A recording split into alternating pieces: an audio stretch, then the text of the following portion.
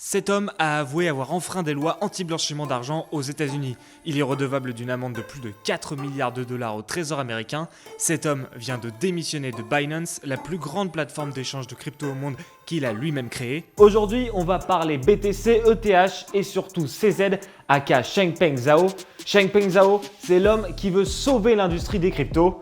Voici son histoire. Quand ça ne commence pas par un garage, ça commence forcément par une légende. Celle-ci débute en 2013, on est autour d'une table de poker. Entre deux mises, CZ entend parler du Bitcoin et de l'infrastructure sur laquelle il repose, la blockchain. Très vite, l'idée le passionne. Alors il se renseigne, il bachote, il creuse le sujet et il voit un potentiel économique gigantesque. Sa légende dit que en 2014, il a vendu son appartement à Shanghai pour acheter des bitcoins. Et donc, il aurait acheté $1 million de bitcoins en 2014. Il travaille ensuite dans des entreprises spécialisées dans les cryptos. Et puis, en 2017, il prend son envol en fondant Binance. C'est quelqu'un qui est un scientifique de formation, c'est un petit génie des maths. Il a étudié l'informatique à l'université McGill à Montréal. En à peine 5 ans, Binance bouleverse tout sur son passage. Plus simple, plus efficace, plus fluide, avec un service client beaucoup plus rapide que la concurrence. Cette plateforme qui permet au commun des mortels d'acheter et de vendre n'importe quelle crypto-monnaie au monde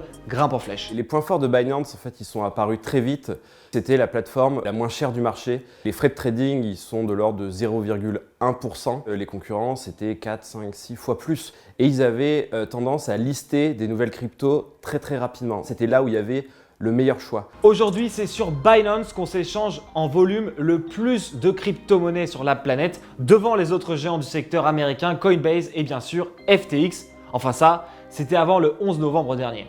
Cryptocurrency exchange FTX filed for Chapter 11 bankruptcy today. FTX has filed for bankruptcy protection and Sam Bankman-Fried faces investigations from US regulators and potentially the Department of Justice. Ça ne vous a sans doute pas échappé, mais en ce moment, le monde des crypto-monnaies vit son Lehman Brothers, le nom de cette banque dont la faillite a entraîné la crise économique de 2008. Cette fois-ci, ce n'est pas une banque, mais la quatrième plateforme d'échange de crypto-monnaies au monde, FTX, utilisée par 5 millions d'utilisateurs, qui fait office de détonateur. Mauvaise gestion, fraude, l'écroulement de FTX a bien failli entraîner CZ et Binance dans sa chute. Binance stepped in and said it would buy the company. It seemed like FTX might have solved its liquidity problem. But on the 9th, Binance backed out of the non-binding acquisition. Et cela ne fait que renforcer l'idée de CZ, l'image des crypto-monnaies difficilement compréhensible, opaque est à changer et le plus rapidement possible. CZ milite donc pour plus de régulation dans tout l'écosystème. We do need to increase the clarity of regulations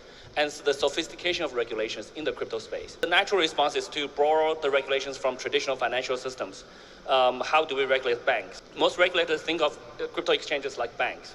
But crypto exchanges operate very differently from banks. À terme, l'un des objectifs principaux de ce crypto-génie, c'est de constituer une sorte de fonds de réserve, un fonds de secours composé de 2 milliards de dollars où les entreprises crypto en difficulté pourraient se servir en cas de crack et ne pas entraîner d'autres business dans leur chute. Et cet engagement ne date pas d'hier. En 2019, Binance a bien failli finir comme FTX à cause d'un piratage informatique gigantesque. It's a bit unfortunate, and our security measures was not able to stop that withdrawal, which costed us 7,770 BTC, which come to roughly around $40 million about now. 7000 bitcoins s'envolent, c'est la panique, mais CZ avait déjà prévu le coup grâce à un fonds de réserve justement dans lequel il va puiser pour rembourser ses clients. But we do have the funds, we do have the safe funds set up before, so we will use that to cover it. C'est dans ce sens que CZ milite pour mettre en avant ce qu'on appelle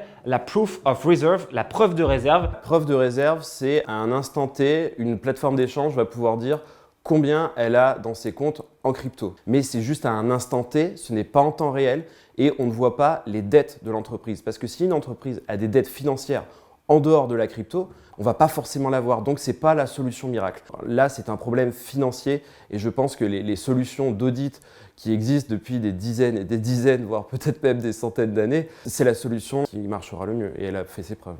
À l'avenir, CZ aimerait être plus discret, moins exposé, disparaître en quelque sorte derrière son innovation et il n'a qu'un mantra en tête, les crypto-monnaies sont là et elles sont là pour durer malgré les scandales. Même CZ est un vrai believer, il pense vraiment que la crypto peut s'imposer, apporte quelque chose de bien au monde.